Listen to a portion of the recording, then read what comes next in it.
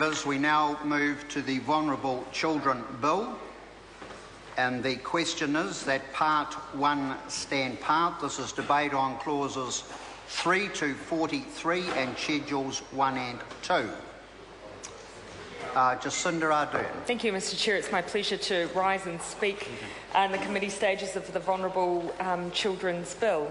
And as has been discussed in earlier readings of this bill, obviously there's been a long process which has led us to this point, beginning with the Minister's Green Paper, then the White Paper and the Children's Action Plan.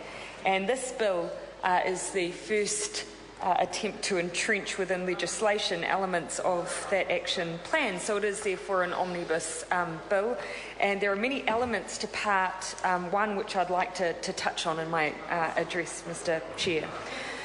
The first of which, though, Mr Chair, is the reference to the government's priorities for vulnerable children and the framework which the bill sets out around establishing a vulnerable children's plan. In Clause 4 of the first part, it states that the purpose of the subpart is to A, support the government's setting of priorities for improving the wellbeing of vulnerable children, and to ensure that children's agencies work together to improve the wellbeing of vulnerable children. Now, it may appear from that purpose, Mr Chair, that what the government is establishing is an action plan for children. I want to be really, really clear here, though. The Children's Commissioner, when he presented to the Select Committee, was still calling for a children's action plan because they did not determine the clauses and the framework within this bill to be a general action plan around children's wellbeing. And I think it's really important we distinguish what the government plans to do here with what's been called for by experts and advocates in the field. Just today, in fact, we had again the Child Poverty Action Group again calling for a broader children's action plan which was focused on general wellbeing. Well, what have we seen from the government to date in terms of their priority setting for vulnerable children? We've seen things like social obligations, targets around rheumatic fever, around immunisation, patchy provision of insulation, initiatives like the Minister's NIT treatment program. All of these are often isolated projects which aren't currently part of a coherent plan, but nor do they address the underlying issues around child vulnerability and child wellbeing. And in fact, if we really do want to target what we loosely call vulnerability, which is a very fraught phrase in itself, we actually should have an action plan that's focused on children's wellbeing overall. That is the way that we can lift both those children and many children who are at risk, Mr Chair, of vulnerability. So what do we have with the framework of this Vulnerable Children's Action Plan? What is the government setting out here instead? Well, it sets out in Clause 7 that the plan must be used to set the government priorities for vulnerable children. Now, the use of the word priorities, I think, is really important. We've seen in the past where the government really wants to achieve something, they will use a target. They will be very specific about what their expectations are for chief executives and for departments. Here, though, in setting out their action plan, they are much more focused on a much more generic notion of priorities, things they want government departments to focus on for children. I think, unfortunately, that is not pitching as high as we need. It's also set out the priority areas that an action plan may or may not address.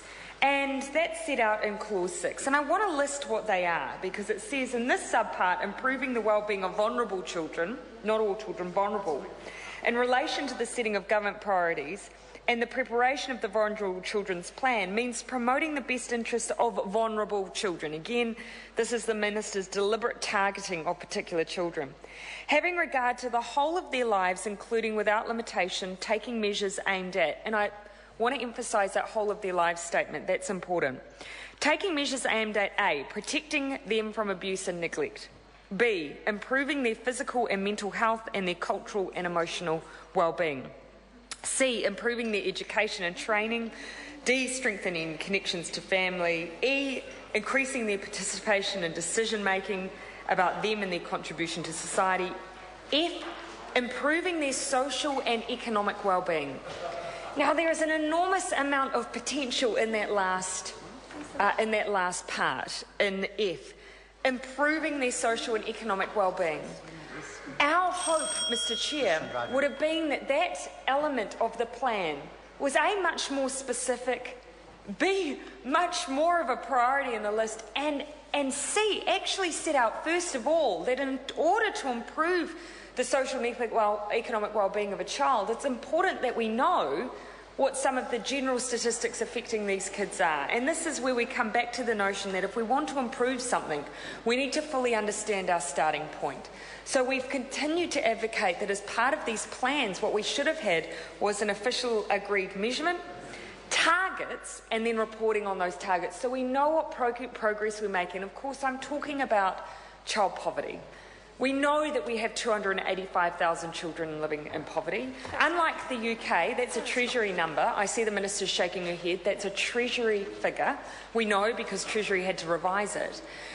We're not just saying that the measurement's important, we're saying that actually the goal setting around it is. Now, that's exactly what they did in the UK. Their plan didn't amorphously say, we're kind of interested in the economic well-being. It said, let's get real about this. It said, let's set out what our targets are for improving the economic well-being for these children, because when you get as specific as that, you really start getting accountability. And that government reports back to Parliament on progress. And that's what we would like to have seen as well. And we've got a point of comparison, Mr. Chair, because Labor already has a bill which does that very thing. It's called the Child Poverty Reduction and Eradication Bill. It sets out a similar notion as what this bill has, but it is much more specific in what's required of government. It says you must have a Minister for Children. You must have a board with all of the relevant heads of department who are accountable for the plan that's established. You must set targets that cut across all of the areas where we see the effects of poverty: health, education, housing, social development. Let's not just set priorities, let's set actual KPIs. It goes a step further than what this framework does. And it says that that must be reported against as part of the Public Finance Act. At budget time, we want to know what progress is being made on behalf of children. So I have a supplementary order paper, Mr. Speaker, Mr. Chair, which makes an amendment to Clause 9, which would add in that those additional requirements for the plan. It says the periodic targets must be set around economic well-being, mechanisms for monitoring must be put in place, and that we want to see those wider socio-economic indicators. It's not just about measurement, but it is about setting targets to reduce those harmful stats that we already know about, Mr. Chair. So that's where we felt a little bit disappointed that we felt it could have gone that much further. We've offered a solution on how it could. And that may actually, notably, fulfil some of the requirements that are being asked for by the Children's Commissioner. They set out in the Child Poverty Advisory Group plan on solutions to child poverty what they thought a children's action plan should look like. And that's actually very closely what Labor's bill mimics, and which elements we've plucked out for the Minister to implement in her bill if she would like to be able to tick off that extra recommendation from the Children's Commissioner. Moving on then, Mr. Chair, onto subpart 2, which covers child protection policies. I think it's important that we note when discussing this element of the bill that many government departments state entities already have child protection policies in place. I wouldn't want to leave that view hanging.